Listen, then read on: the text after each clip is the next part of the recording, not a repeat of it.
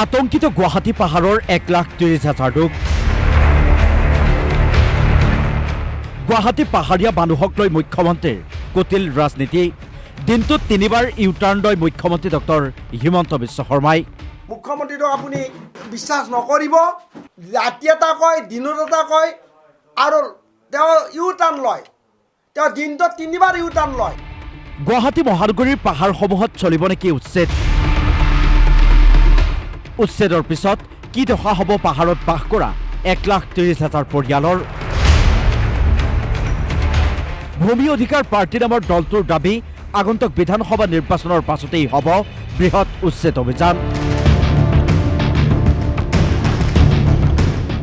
বিজেপিৰ মিত্ৰজোঁটৰ চৰকাৰে যদি পুনৰ চৰকাৰ গঠন কৰে তেন্তে উচ্ছেদ নিশ্চিত বুলি দাবী দলটোৰ। উচ্ছেদৰ বাবে চৰকাৰে ইতিমধ্যে গুৱাহাটীৰ 366টা পাহাৰীয়া স্থান নিৰ্বাচিত কৰাৰ দাবী দলটোৰ। এই তথ্য পোহৰলৈ অহাৰ পাছতেই এক প্ৰকাৰ আতংকিত হৈ পৰিছে পাহাৰীয়া ৰাইজ। দক্ষিণ গাঁৱৰ এইসকল পাহাৰত বাস কৰা ৰাইজৰ চৰকাৰলৈ অনুৰোধ, বিবেচনা কৰক এনে সিদ্ধান্ত। মিছন বসুন্ধৰাৰ আবেদন পত্ৰ বাতিল কিয় কৰিছে?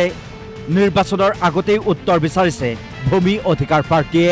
আপুনি যদি 366টা অঞ্চলত আপুনি যদি ভূমি অধিকাৰ দিয়ে, নিৰ্বাচনৰ আগতে দিয়ক, আৰু এইটো প্ৰতিবন্ধ কৰক যে আপুনি অসমীয়া মানুহক ক্ষতি নকৰে। গুৱাহাটী পাহাৰীয়া অঞ্চলৰ 366টা অঞ্চলৰ লগতে বিভিন্ন অঞ্চলত যুগ যুগ ধৰি বাস কৰি অহা খিলঞ্জীয়া পৰিয়ালসমূহৰ ভূমিপট্টাৰ আবেদনসমূহ বসুন্ধৰা 2.0 আৰু 3.0ৰ জৰিয়তে কিয় বাতিল কৰিছে? নিৰ্বাচনৰ আগতে ৰাইজক প্ৰথমে ইয়াৰ উত্তৰ দিয়ক। নিৰ্বাচনৰ আগতে উচ্ছেদ নকৰে বুলি ক'লে নহ'ব। 18খন পাহাৰবাসীক ভূমিপট্টা দিয়ক।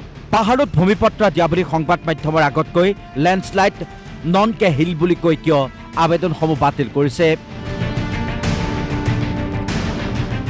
আপোনাৰ যদি নিৰ্বাচনৰ পিছত পাহাৰসমূহ উচ্ছেদ কৰাৰ অভিপ্ৰায় নাই, তথালিকে গুৱাহাটীৰ 366টা অঞ্চলৰ লগতে বিভিন্ন অজুহাত দেখুৱাই বাতিল কৰা ভূমিপট্টাৰ আবেদনসমূহ পুনৰ গৃহীত কৰি নিৰ্বাচনৰ আগতে পট্টা দিয়াৰ কাম আৰম্ভ কৰক। এই দাবী উত্থাপন কৰিছে ভূমি অধিকাৰ পাৰ্টিয়ে। যে মুখ্যমন্ত্ৰী যে সতাহ আছে, নিৰ্বাচনৰ আগতে 18খন পাহাৰত 1800 মানুহক পট্টন দি লেণ্ডশ্লাইড এৰিয়াত যিটো ঘোষণা কৰিছে 366টা অঞ্চলত আমি নাযাওঁ। 366টা অঞ্চলত নিদিলেও 18খন পাহাৰত 1800 মানুহক মাটিৰ পট্টা দি তেওঁৰ সততা, তেওঁৰ মুখৰ কথা, তেওঁৰ খিলঞ্জীয়া মানুহৰ প্ৰতি থকা আস্থা বিশ্বাস প্ৰকাশ কৰক।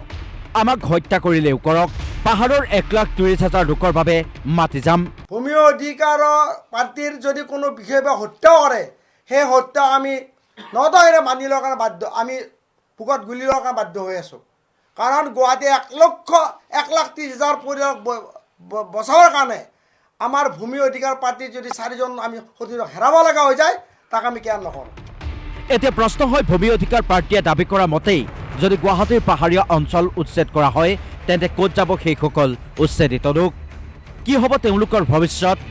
নিৰ্বাচনত পাহাৰীয়া ৰাইজৰ ভোটে পালন কৰি আহিছে নিৰ্ণায়ক ভূমিকা। তেনেস্থলত অসাৰ হ'ব নেকি সততে খিলঞ্জীয়াৰ সুৰক্ষাৰ কথা কৈ অহা বিজেপিৰ মিত্ৰজোঁটৰ চৰকাৰখনে বিভিন্ন নিৰ্বাচনৰ সময়ত পাহাৰীয়া ৰাইজক প্ৰদান কৰি অহা প্ৰতিশ্ৰুতিসমূহ?